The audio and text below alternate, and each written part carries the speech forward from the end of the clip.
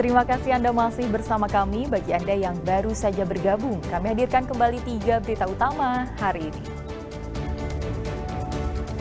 2 pria curi uang pembangunan musola senilai puluhan juta rupiah.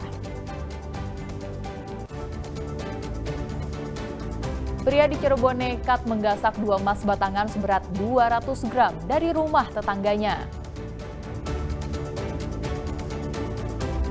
Cemas data anaknya belum masuk di sistem, puluhan orang tua mendatangi sejumlah sekolah pada hari terakhir sistem penerimaan murid baru atau SPMB di Kota Cimahi.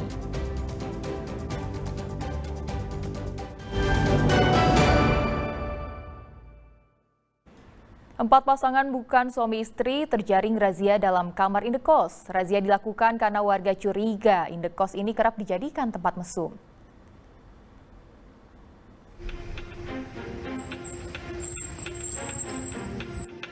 Pasangan muda-mudi ini tak berkutik saat anggota tim Kujang Polres Sumedang datang ke kamar indekosnya. Mereka terjaring razia karena diduga berbuat mesum. Penggerebekan dilakukan petugas di salah satu indekos di kawasan Anggrek, Kelurahan Situ, Kecamatan Sumedang Utara, Jumat petang. Hal ini dilakukan setelah adanya laporan masyarakat yang curiga kos-kosan digunakan sebagai tempat mesum. 4 pasangan bukan suami istri ini pun langsung digiring petugas ke Polres Sumedang. Dari hasil pemeriksaan, para pelaku menyewa kamar indekos dengan tarif Rp20 hingga Rp30.000. Masanya di sekitar Anggrek, di situ disebut kos-kosan biru ya namanya. Mas, kemudian lokasi didapatkan 4 pasangan, 1, 2, 3, 4 pasangan yang lagi di dalam, ada di dalam. Dan menurut informasi dari mereka, disewakan per jam. Itu 1 jamnya itu bervariasi, ada yang Rp20.000, ada yang Rp30.000. Nah ini yang dia sewa ini, dia per kamarnya itu Rp20.000. Dari hasil pendataan, keempat muda-mudi ini berusia 18 hingga 32 tahun. Rencananya, polisi akan memanggil orang tua mereka agar tidak mengulangi perbuatannya. Agun Gunawan melaporkan dari Sumedang.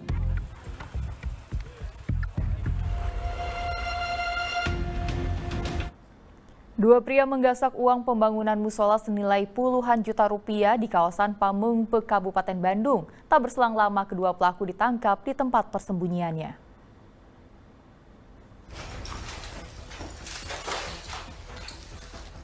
Rifki Setiawan tak berkutik saat tim penyidik unit Reskrim Polsek Pamengpeuk meringkusnya. Ia ditangkap karena mencuri uang puluhan juta rupiah dari dalam rumah di kawasan Arjasari pada 14 Juni lalu. Penangkapan dilakukan Minggu siang di sebuah rumah kosong di kawasan Ciparai, Kabupaten Bandung. Pelaku bersama rekannya Pitoy berbagi peran untuk merampok rumah korban dan menggasak tas berisikan uang 21 juta rupiah yang dikumpulkan untuk pembangunan musala. Tak berhenti di situ, pelaku juga sempat berusaha membawa kabur sepeda motor sport korban. Namun korban memergokinya hingga akhirnya pelaku kabur meninggalkan sepeda motor curian. Seorang pelaku yaitu Pitoy ditangkap warga di TKP. Berbekal informasi dari Pitoy pula, pelaku Rifki kemudian berhasil diciduk di tempat persembunyiannya keesokan harinya.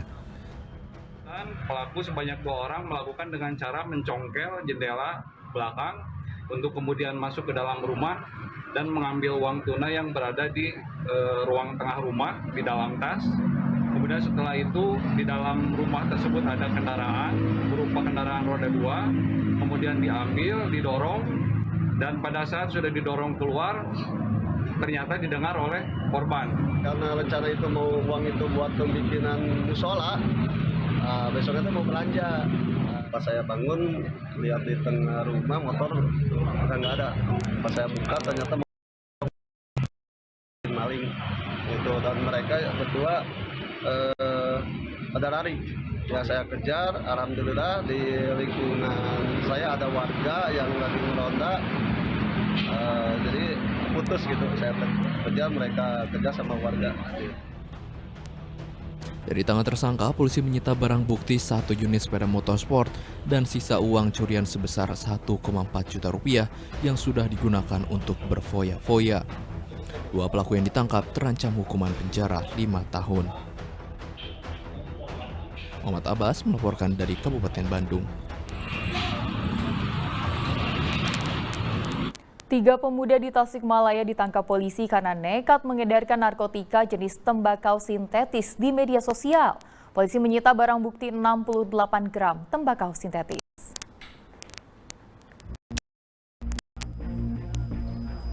Polisi menangkap 3 tersangka dalam kasus narkotika jenis tembakau sintetis yang dipasarkan melalui media sosial Instagram.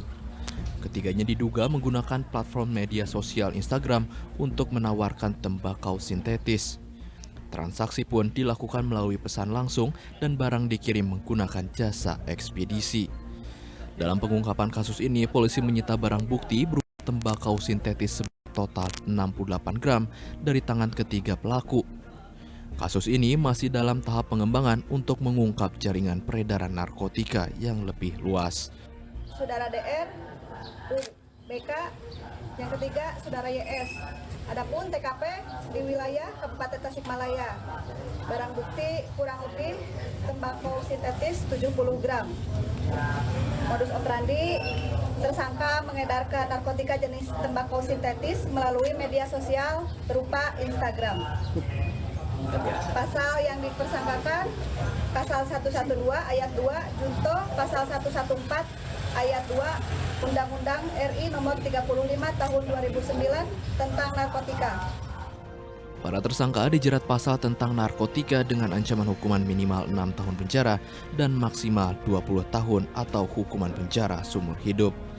Selain mengamankan 3 tersangka, polisi juga mengamankan 8 tersangka lain dalam kasus peredaran obat keras terbatas di wilayah Tasikmalaya.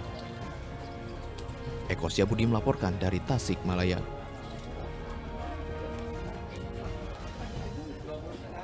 Bea Cukai Bogor menyerahkan kasus peredaran rokok ilegal beserta barang bukti lebih dari 2,5 juta batang rokok tanpa cukai ke Kejaksaan Negeri Kabupaten Bogor.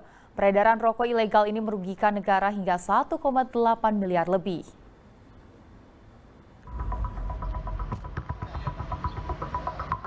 Petugas Bea dan Cukai Bogor menyerahkan tersangka kasus peredaran rokok ilegal kepada Kejaksaan Negeri Kabupaten Bogor.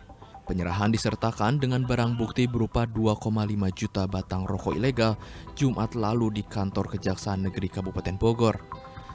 Tersangka berinisial HBA merupakan warga kampung Jogjogan, Kecamatan Cisarua, Kabupaten Bogor.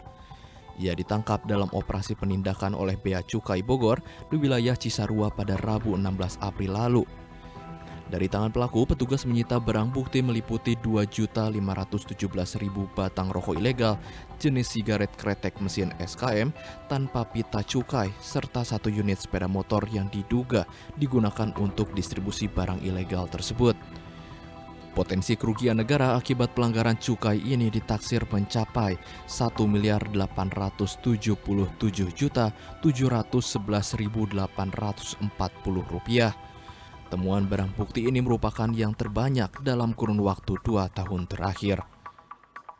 Pelaporan tindakan ini sudah dilakukan terus, kemudian penegakan hukum terkait dengan cukai dilakukan oleh Bea Cukai dengan melakukan penyidikan, dan ini kita sampai pada tahap kedua, jadi oleh dari penelitian tim Pak Kajari ini dinyatakan lengkap sehingga bisa diproses lebih lanjut, dan sekarang kita akan menyerahkan tersangka berbukti untuk kemudian dituntut di muka pengadilan.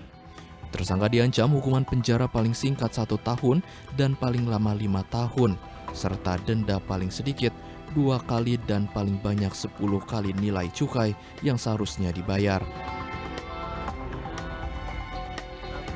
Asep Solihin melaporkan dari Kabupaten Bogor.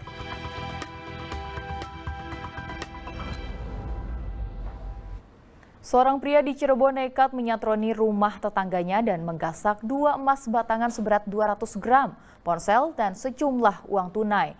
Tersangka selama ini diam-diam mengamati tetangganya saat menyimpan kunci rumah di tiang depan rumah korban.